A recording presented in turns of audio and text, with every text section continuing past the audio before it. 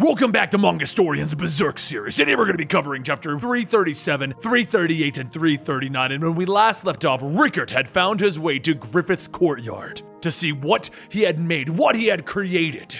As the ceremony finished, Locust brought Rickert to the courtyard where Griffith was having lunch with Charlotte. Before Rickert walks over though, Griffith stands up from his table and he says that he must excuse himself for a moment. As he walks over, the images of Falconia and his prosperity flash before Rickert's eyes.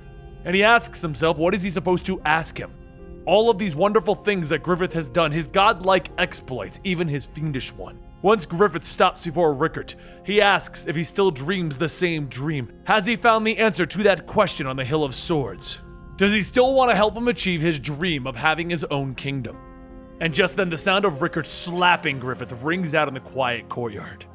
Everyone gasps and Locust shouts, "How dare you!" But before anyone can move, Griffith raises his hand to stomp them. Rickert says that he was ashamed of himself when he couldn't go with everyone to Wyndham to rescue him. He felt as though he owed him a debt for not getting to share the fate of the others, for not being able to get mad like Guts, for only being able to stand there and watch as Guts continued on. But the one who placed all of those swords on the hill to mark their graves, it was him.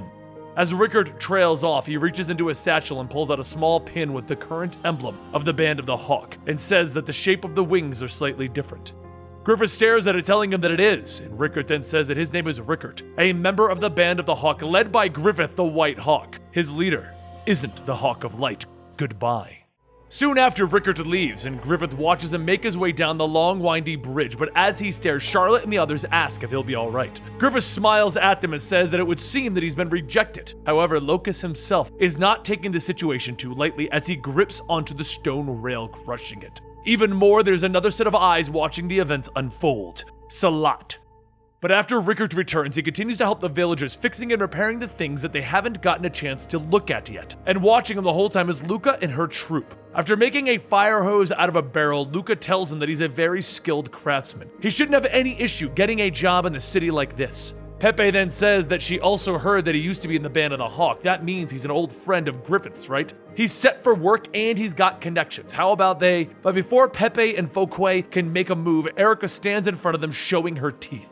Rickert sighs and tells them, unfortunately, he won't be able to stay here in the city. Luca then asks, why is that? And after explaining what happened in the courtyard, all of the girls then shout, why would you do that? Rickert tries to come up with some words to say, and Luca asks if it's something that he can't really talk about. Surely, living together for so long, there was a slap or a punch here and there. Rickert looks down and says that he did what he did because they were comrades once. But what he doesn't say is that this city is built on the top of the death of his friends. He wouldn't be able to live comfortably here no matter how much of a utopia it has become. Luca says that she can understand that there's an issue between two men, but what does that mean he plans on doing with Erica? Will he take her back into the wilds with all of those monsters? Erica then says that they can bet that she'll be going with Rickert. They're family after all. She tells the two of them that she understands that they may have things that they have lost, but whether they stay or go, regret and reluctance are always going to be following them around. Just make sure to live and not make excuses for himself down the road. As the girls all cheer Luca on her standing speech, Lucy then calls out to everyone that if they're done gossiping, they're still a little short-handed here.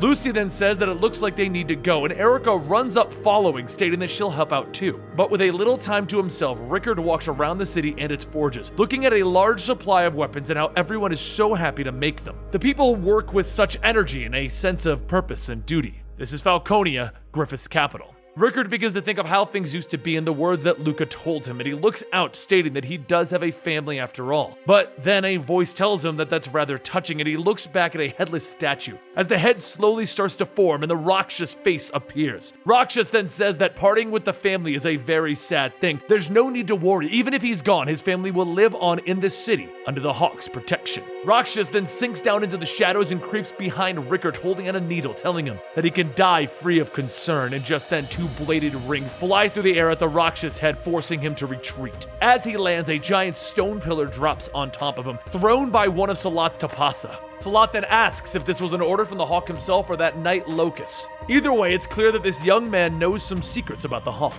As Salat stands on the ledge, he directs his attention to Rickert and tells him that in exchange for saving his life, there is something that he wishes to ask. But before he can ask anything, Salat notices something and throws his rings at a crack in the stone pillar, and Rakshas's eyes begin to glow. He leans back, spinning the rings, stating that the young master's skills have improved, and then throws them back, aiming them at Rickert. But before the rings can cut, the Tapasa jump in in the way, catching the rings between the palm of their hands. Rakshas then says that the Tapasa can move very well considering their size, and the two Tapasas stomp down on the broken pillar, and through its shadows, Rakshas reaches up, grabbing them by the leg and throwing them to the side. He then picks them back up with Salat lunging at Rakshas, throwing his guitar, stabbing right into the center of Rakshas's mask. Salat then pulls back on the handle, and as he does, two more blades spring out from either side, splitting the mask in half. Salat then holds his arm out, wondering if it was a killing blow, and soon he begins to feel something wrapping around his body, and he quickly jumps back. Rakshas slinks up from the bottom part of his body, stating that just because that's where his mask was, doesn't necessarily mean that that's where his head is. Rakshas then picks up the two halves of his mask, stating that he really liked this one though. How sad. The mood's ruined now and he's going to go, but once he gets a new mask, he'll come back. He begins to slowly fade away, and Salat pulls down his mask, stating, alright, back to the question. Rickard stares at Salat's face and remembers that this was the Kushan guy that Guts fought against so long ago. Rickard then tells him, look, if you want to talk about Griffith, that's fine, but we don't have much time. The thing said it would be back, right? So instead of getting the short version, I have a proposition for you.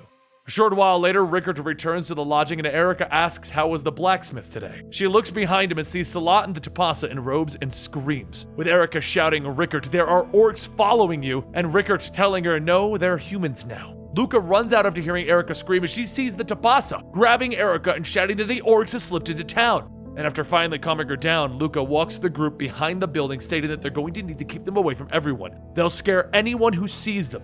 One of the Tapasa responds, telling her that that's rude, and Rickard tells them that they do kind of stick out. Salat then says that if that's the case, the Tapasa will have to wait inside of the stable while they discuss these matters. But as the Tapasa mutter and go inside the barn, Diaba looks at them and says that it's them. Luca then asks who are these guys, and Rickard tells her that they are his, bodyguards. He hired mercenaries because he's leaving Falconia tonight. After telling the girls what happened, everyone tells him that Griffith must have been upset with what he did earlier. And Rickard says maybe, but even for Griffith, for him to do something like this, even the old Griffith was a cool-headed perfectionist. He did have a shady side that he never showed, but he wouldn't go that far. Salat then says that at any rate, the Rakshas will be sure to come back. There's one place that they could go though, that's the hidden Bakiraka village. It was built on an impenetrable land, and because of the warriors there, even the spirit creatures find it difficult to invade. While the Mad Emperor is falling, he was pondering whether to work for the Hawk like the other Kushan, but he couldn't bring himself to work for another inhuman again.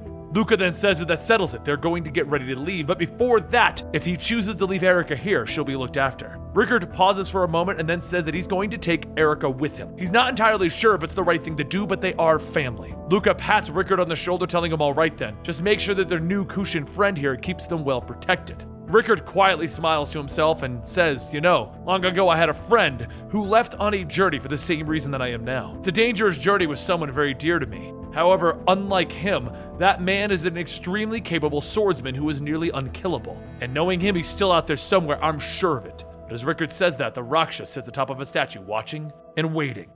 And that concludes where we are with Berserk. We're trying to get back on schedule, guys. We had a few things happening. I hope you guys are enjoying. Don't forget to subscribe to the channel so you can get more Berserk, Attack on Titan, One Punch Man, all the stuff that we do here. And I will see you next time right here at Manga Storian.